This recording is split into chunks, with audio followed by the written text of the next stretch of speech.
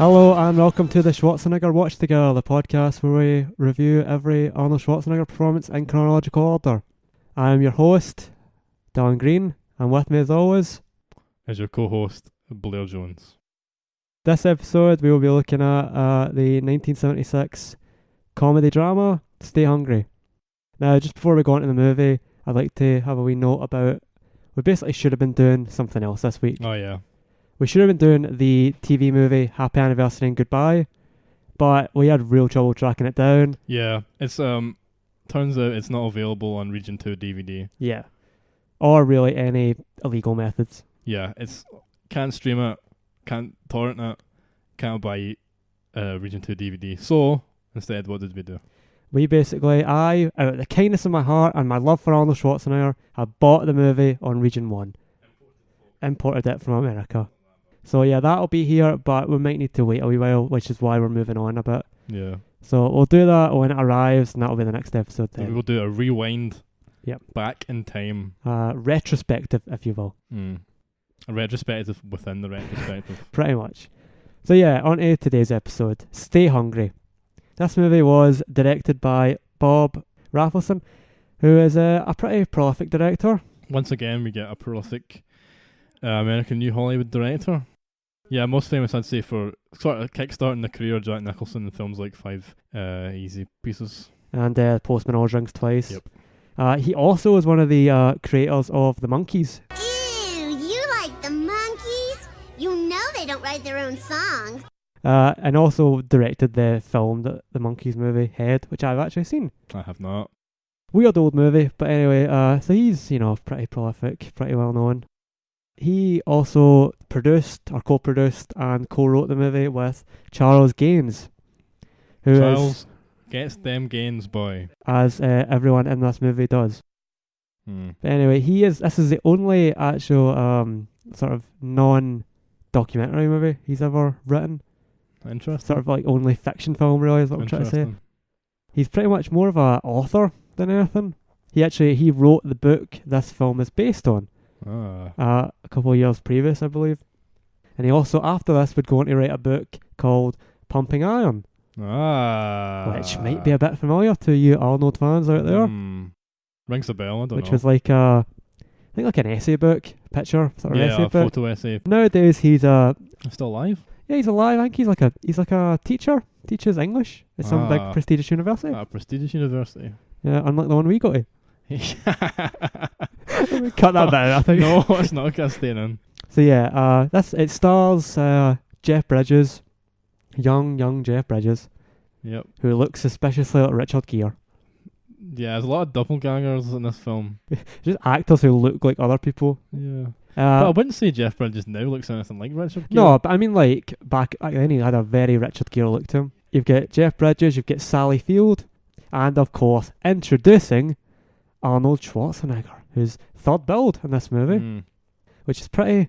We should mention, point of order, award-winning Arnold Schwarzenegger performance. Oh yeah, this movie, golden Arnold Schwarzenegger performance. I believe his only ever proper award. Anyway, they probably won like a Kids' Choice Award. Yeah, but you know what I mean, like a MTV semi-prestigious award. The Golden Globes are at least a bit prestigious. Yeah, they're pretty prestigious. So yeah, you might have won a few Razzie Awards as well for worst actor on that.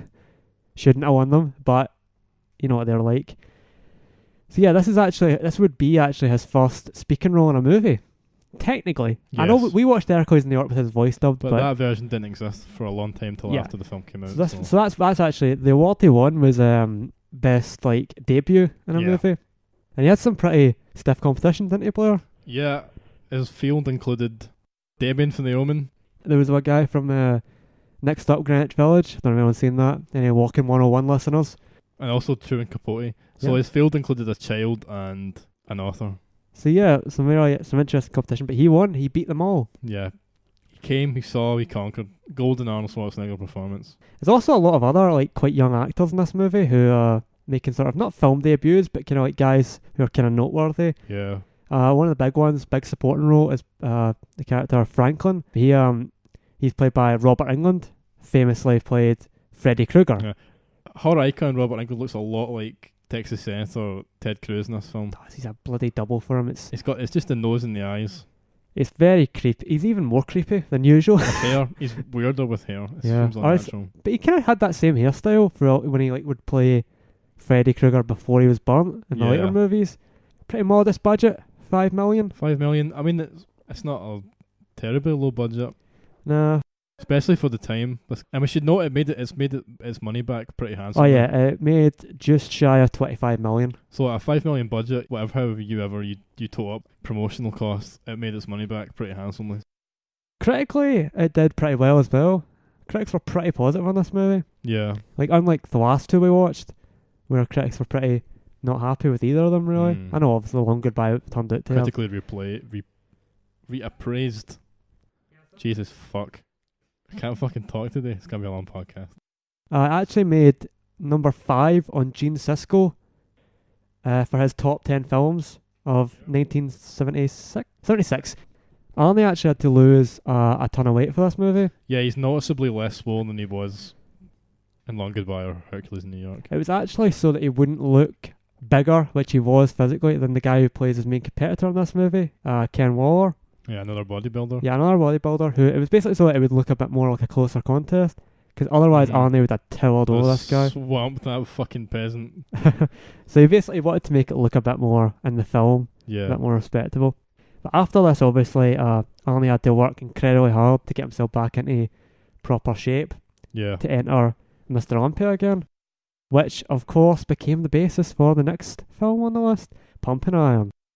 That was, obviously, we talked about the writer of this movie. Since he saw him in this and saw that was the journey he was going on, he thought, well, there's a documentary in the future. From the man who directed 5 Easy Pieces comes Stay Hungry, an extraordinary new film that takes you into a fascinating world. So the plot of this movie follows Jeff Bridges. He plays a character called Craig, and he's basically like a young, sort of southern rich boy who's just lost his parents. He's just inherited a fuck ton of money. A big, huge mansion. He's got his butler, but he's kind of quite unhappy with his life, I'd say, at the start of this film. He's got a job. He works at he's a bit of a dark horse in a large, wealthy southern family. Yeah, he's kind of like a bit of a guy who doesn't really fit in. In this sort of that lifestyle, that sort of snobbish he wants lifestyle. Something different. He yearns for something else. He yearns for an alternative lifestyle. Yeah, he talks like everyone talks like, "Here, I do declare, boy." It's like Falcon Leghorn, everybody. Yeah. Sure. I say so. I do declare. Yeah, so he works for this sort of quite sleazy, kind of unscrupulous business people. Real estate. Predatory real estaters. Led by this sort of kind of quite slick back, kind of sleazy businessman with his mustache and his running glasses. Theme in these films. They all have crooks. And we can't bloody get rid of the bad guys being a crook, can we? No. He's called Jabble, which is a great name for a character. So he doesn't really do much for the company because he's kind of sort of like a name-only job. Yeah. So they sent him on a mission basically to go and like look at this gym. So yeah, he goes there and he sort of, he becomes kind of a bit enamored, a bit fascinated by the culture there and by the people there. Which is, including, like, as we mentioned, Robert Englund. He's kind of this sort of southerner. Texas senator. Yeah, who kind of... Republican. This weird Texas senator who might be the Zodiac killer. Yeah. And, he's kind of like this quite friendly guy. And he kind of gets on with him quite well and forms a friendship. He also meets this oddball owner, played by R.G. Armstrong, who would later come back in this podcast in Predator. Yeah. As one of the generals. Who is a very, very strange character. I wonder if he'll do anything weird. He is an oddball character who I'm sure will get up to all sorts later on in the movie. He meets also a little pretty receptionist called Mary Tate, played by Sally Field. She's sort of introduced quite sort of weirdly carelessly when she's first introduced. She's just sort of there, and then later on she sort of becomes a character. It's very weird. So yeah, he meets her, and then he eventually meets the friendly, free-spirited Austrian bodybuilder. He's Austrian in this? Finally Austrian. Joe Santo. Joe Santo, very Austrian name. Played by our boy, Mr. Arnold Schwarzenegger. That's Arnie. He's quite a sort of interesting character, because he's kind of... He's not quite an intimidating guy. He's very, like, easygoing. No, he's very laid back and cool dude. You wouldn't, like, be scared of him. He's like a friendly guy. A BFG. Very much so. And he forms a big friendship with him. A BFA, big fucking Austrian. You know, Craig forms a big friendship with him as the they movie goes become on. pals. You know, he helps him kind of work out. He introduces him kind of to the lifestyle. And, you know, he shows him all his hillbilly mates and that, where he plays the violin. He's like a master fiddler. Somehow. It's a great term, isn't it? Arnie's kind of doing the Mr. Perfect gimmick. Yeah, from wrestling fans out there, where, you know, he's brilliant at everything. Which is interesting because they play music from Exodus. They do play music from Exodus later on in the bodybuilding contest. So, like, you know, he's a great bodybuilder. Everyone's, like, scared of him in the bodybuilding contest and that. They're like, oh, Joe's in this one. Oh, I'll take the other class now, mate. Yeah. And, so, yeah, he's so good at everything. But weirdly enough, it doesn't make him unlikable. No. Usually in he's these very gracious. Usually in these type of, like, sort of Mary Sue type characters, which he isn't really, but, like, he's a kind of guy who's... He's just a powerful human being. Just a great at everything, really. So along with this, he's very gracious about his talents. Yeah. Along with this, he sort of forms a relationship with the aforementioned receptionist lassie, Mary Tate. Yep. They form a bit of a love affair. A heated, sexual love affair. Now, there's a sort of I don't know where you're going with this. There's a weird complication in that, though, which is that it sort of hints in the movie a little bit that Arnie maybe likes her as well.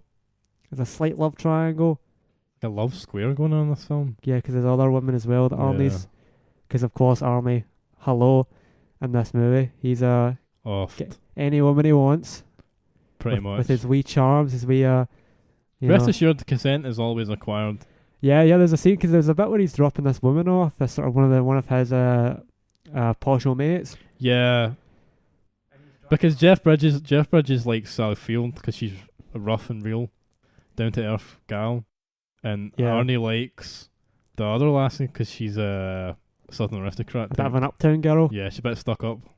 And so he's driving and he's like... Uptown girl. And he's going to... Yeah, thank you. There's a bit where he's going to drive her back in his car, and we thought it was getting a little creepy at first. But then she clearly gives some consent. Yeah. So... Consent. Rule number one, folks. Always get the written consent. Yeah. I mean, what complicates that ethically is I think they were all drunk. Well, it was the 70s, move on. So yeah, he forms a relationship with her. It becomes a little bit complicated and a bit skewed. His guys at the real estate, they want him to sell out the gym and his friends and try and sort of do the dirty on them. And it's all about him, and he's trying to, you know, figure out what's right. Should he turn on? Should he do? What should he do? Don't be a bastard. Be nice to your pals. Yeah, and that's kind of the plot of the movie. In a nutshell, really. Obviously, a lot more happens. There's a lot of highlights in this film. Let's go into a couple of the highlights of the film, Blair. Do you have highlights of the film? Some scenes in the film that you thought were particularly memorable? There's a bit at the end of the film. It's a very big bit at the end of the movie, which I think both of us are going to want to talk about, where... I was thinking another bit. I was thinking about the jamboree. Okay. When you find out Arnie is a talented fiddler. Yeah, he has all these country bumpkin pals, and they do jamborees. Yeah, so he's kind of like, you know, he's just looks so odd and amongst it all. He's like this big built Austrian guy, and it's all these sort of kind of hick characters. Yeah, these fucking Deliverance dudes. I'll admit, it's kind of a giggle sort of seeing him in amongst them, I think. Because he plays at their function. Their country club function. Yeah, so party. So him and the Hicks, they have to play at like the country club, the big, you know, most outrageous. Oh. I know they're southern, but I'm kind of... here, we're going to have a party.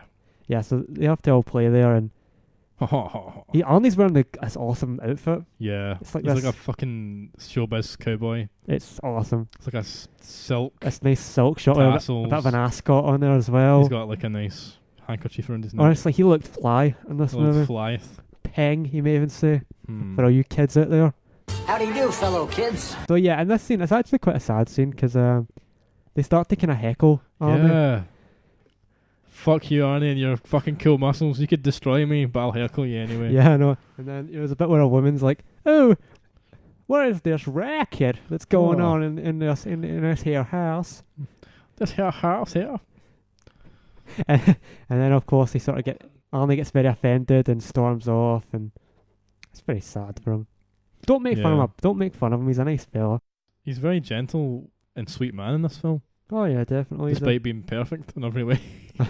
Practically, having no flaws. It's a bit like a sort of Mary Poppins, this kind of thing. Yeah. You know, practically perfect in every way. Yeah, there's a big bit in the movie where the sort of sleazy guys, they come eventually to try and buy the gym themselves. They meet up with the guy who owns the gym, the creep, the weirdo. Yeah, he's fucking weird. So anyway, they just go, okay, we'll buy the gym. Like a toupee. Yeah, he wears this really obvious toupee. It's like Lego man hair toupee thing going on. And so they're like, okay, we'll give you like the sign of a predator. Which he later stars the in. Mark of the Beast. Which he later stars in. Oh, he's in Predator. He's in Predator. That's right. A predator in Predator, if you will. He's not. We don't want to say the man actually is a predator. I'm sure he's a nice fella. He's just a character actor. We're not insinuating. We're not trying to Me Too this guy. Okay, it's not happening. Yeah, so they don't go report that. Yeah. So they're like, yeah, we'll buy you like a massage parlor, and they're like, yeah, if you know what I mean, we'll buy a massage. Hey, wink, wink, nudge, nudge. Know what I mean?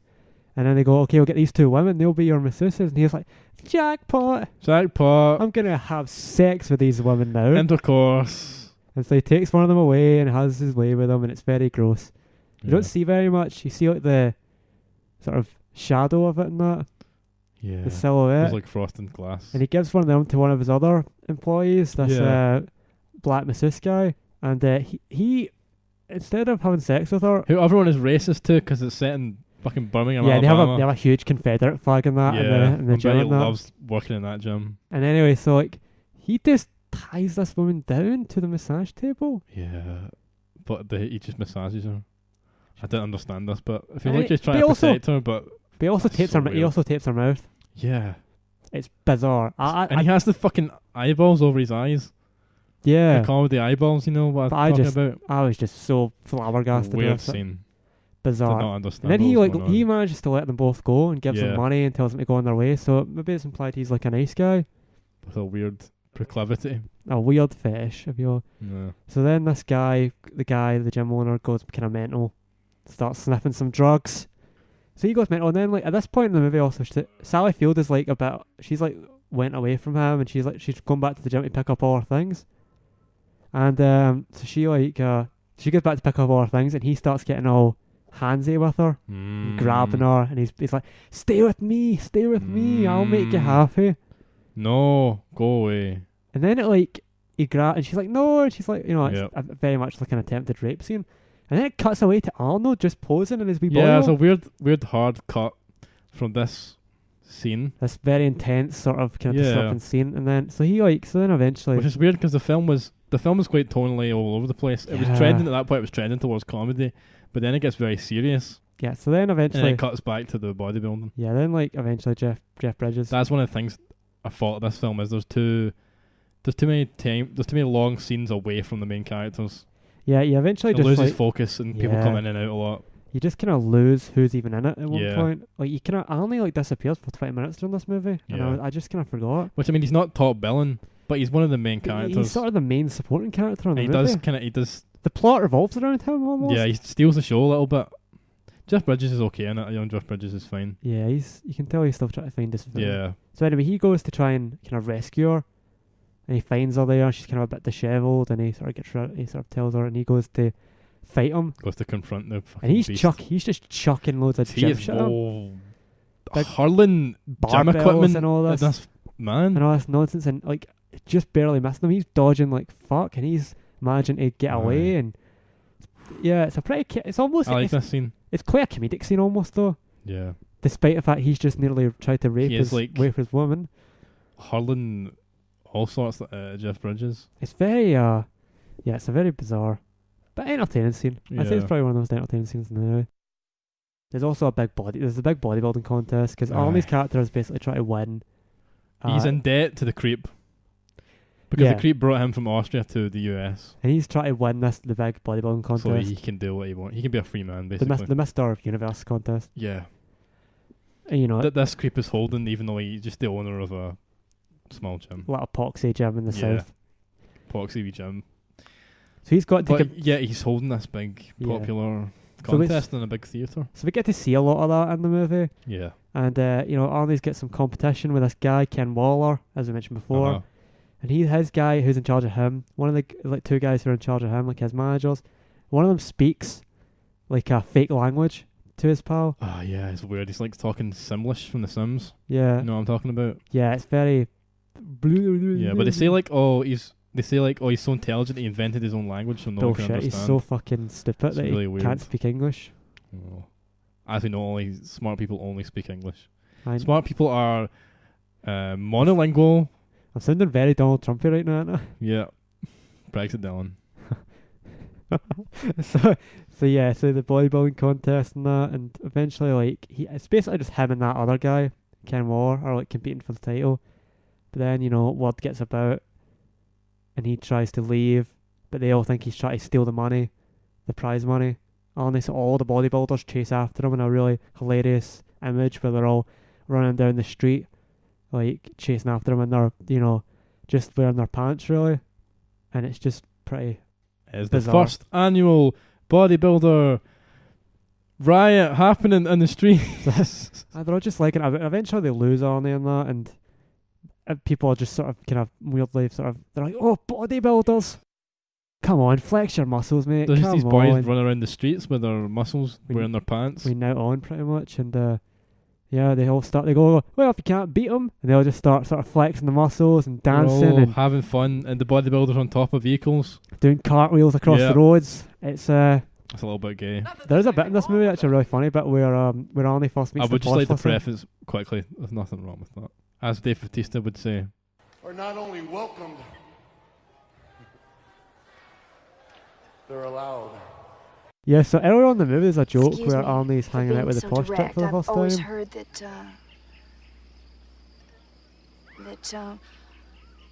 people of your profession were Homosexual?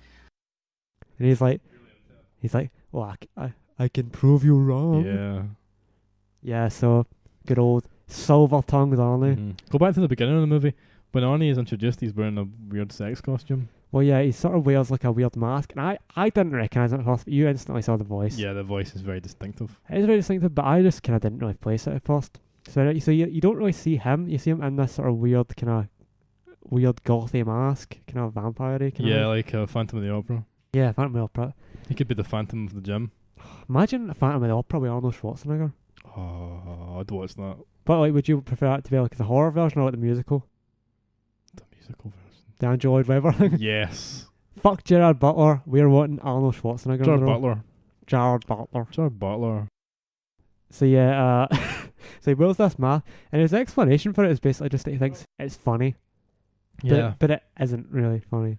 No, it's just a bit strange and disconcerting, to be honest. Just a bit of an oddball on there, aren't you? Right, do you have any other highlights?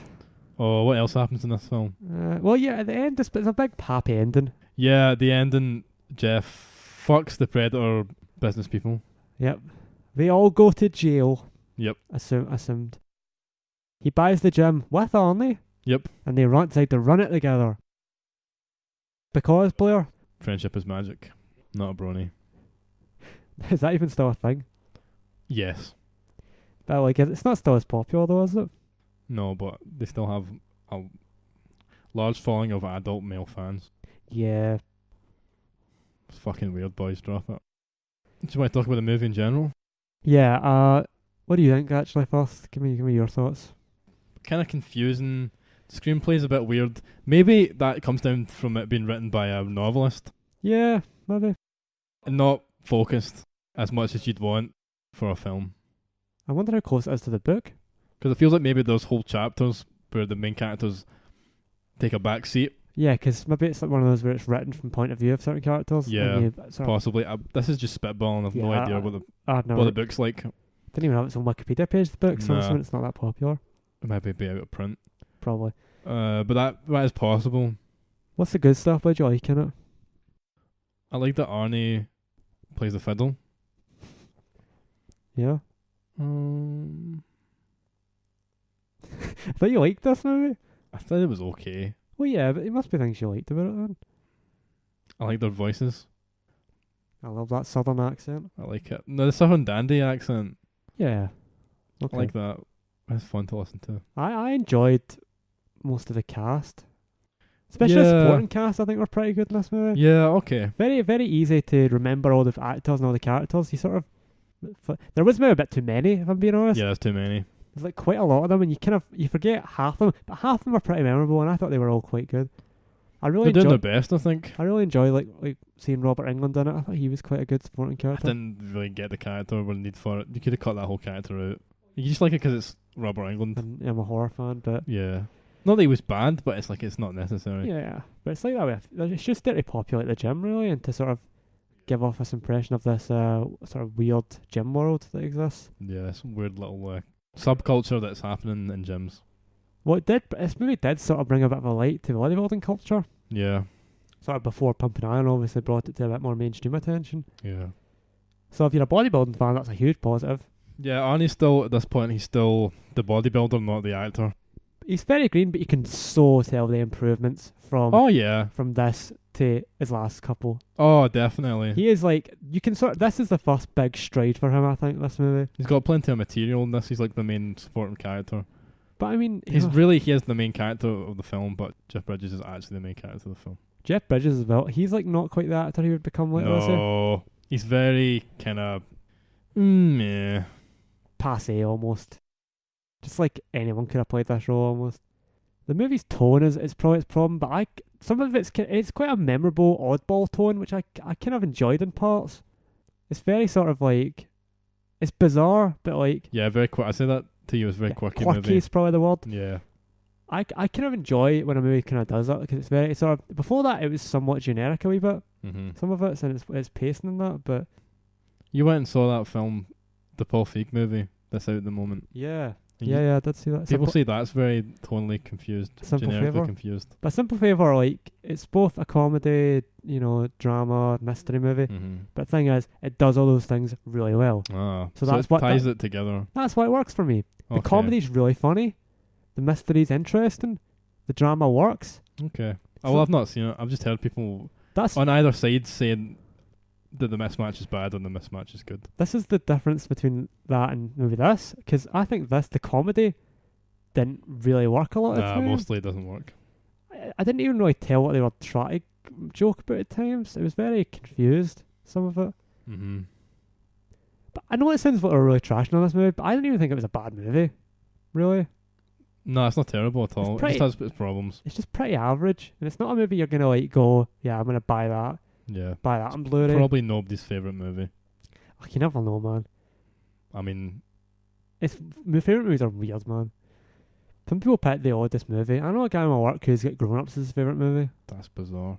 Like, I'm like, I thought he was kidding. So, oh, that's good, yeah, Grown Ups. Haha, good one. And I would Stitch Up. And he was like, oh, I love it. I love all the Kevin James fat jokes in it. Fucking hate that movie. Do you know that? I actually had... My dad had it on the other day downstairs, and I had to watch the last 20 minutes of it. So Big Chico's into it as well. Oh, he loves Grown Ups, man. What the people? It's at least it's entertaining. Yeah, it's fairly entertaining. Okay. I maybe checked my phone a few times, but that was mostly in the first half. I think when it gets into the second half, it's far more entertaining. Yeah, it ends well. I think it's a movie that does get better as it goes on. What would you rate it out of 10? Out of 10. On the film scale, what do you Film give it? scale. Right. What'd you give it? 6 out of 10. I'm gonna go for 5. Oh. I think it's bang on mediocre. I think it's bang on average. Rarely is Dylan harsher than me. Yeah. That's twice though in this podcast. I was harsher on you and Hercules as well. I think it might just be that you think you're nicer to films than I am. On the Arnie scale, Arnie performance, what do you give it? Oh, it's hard. It's a hard one. It's a hard one to rate. It's so different from all his other performances.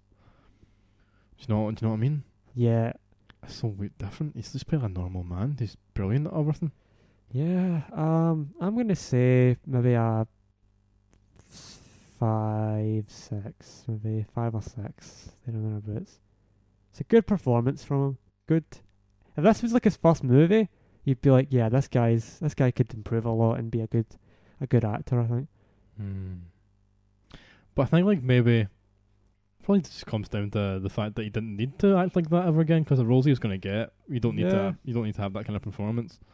Yeah, so I mean, just on his acting alone, I'd probably say it's like a 6, maybe 7. I'd go. Yeah. But as Arnie, Oh yeah, is Arnie crazy? Arnie, madness. Do you know Arnie? what? To show the diversity and the true breadth of quality of Arnold Schwarzenegger, I'm gonna give him like a 6, because although it is different, it's not rich in the Arniness, the famous Arniness. If you want to show people that Arnie can do performances other than what he usually does, if you want to show people, this is a good one to use. If you want to make a show reel of all his talents as an actor, movies like it's more, this is a more dramatic turn for him. I think we're pretty fair on our ratings there. So what's next on the podcast? Do you know what's next? Or do you want me to tell you? Is it Pumping Iron? It's Pumping Iron. Yeah, boy. Which finally we've got a piece of piss movie to find. It's on Netflix. It's on Netflix. Well, that's in lit. I mean, I think we probably should do this next anyway, even if Happy Anniversary and Goodbye turns up. Yeah, it's a nice little. Yeah, it's a nice little. They've got the Gaines connection. And also, actually, I didn't know. Do you know Gaines narrates it as well? See, when we're watching it, keep an eye out for that. The guy narrating it is the writer. But yeah, Pumping Iron next week. You excited for that? Yes, I'm fucking jacked. Have y'all seen it? No. I've not seen it either. It's a strange. It's sort of like it's a documentary and a drama, isn't it? It's like a docudrama. Yeah. There's fictionalised parts of it. The best kind of documentaries, if you ask me. So we've got Pumping Iron, and then that's when we move on to the TV show appearance. So that's when we'll go back. So Pumping Iron, and then we go back in time. So then we've got, as I mentioned, Happy Anniversary and Goodbye, and then we'll have a TV show appeared in called Streets of San Francisco, which we found. We've got that. We've got the full episode. It's a nice 50-minute TV show appearance. Yeah. Then we're gonna have to miss out his next one after that, because we cannot. There's not even clips of that anywhere. No. To at least say we've watched the clip of him. If anyone can find that, then brilliant. Yeah. If anyone wants to at Rare Cryptid on Twitter with that doesn't exist on the world, does not exist anymore. It's like a lost episode of Doctor Who. It's in a cupboard in Kenya probably. Then after that we've still got 2 more movies before we get on to Conan the Barbarian. So we're on iTunes now. Yeah. So if you're listening to this SoundCloud one, we're on iTunes now. If you want to, for your convenience sake, if you like a good listen, a good download onto your phone, listen to us anytime, anywhere you want to go. Listen to us on the train, walk to work, whatever you do. Yeah. You can also follow us on Twitter. It'd be nice. Rare Cryptid. Rare Cryptid. Rare. You know how to spell that, and then Cryptid is CRYPTID. So yeah, that's you can do all that. You can also rate this podcast. I guess for Facebook thing onto it. Do we have a Facebook page? Maybe. Well, you can probably look us up on Facebook. It's probably there anyway. I hate Facebook. Yeah, but Facebook. I hate dealing with it. Yeah, but it exists. So yeah, you can also on iTunes if you want. Please leave us a nice wee review. That'd be lovely. What you have to do is you have to go iTunes, write a review, say nice things, give 5 stars, submit, and then that will ensure that you do not die, because Jesus hates you if you do that. Because if you don't, then you're going to go to hell for all eternity. All eternity. No limbo for you. You're going to burn forever. You scroll by. You didn't like to pay some men. Oh, you get Sparta kicked off the pearly gates, my friend. Okay, so that's enough for today. Yep. Thank you for joining us on the Schwarzenegger Watch Together. Bye. Yeah, shit. Sayonara.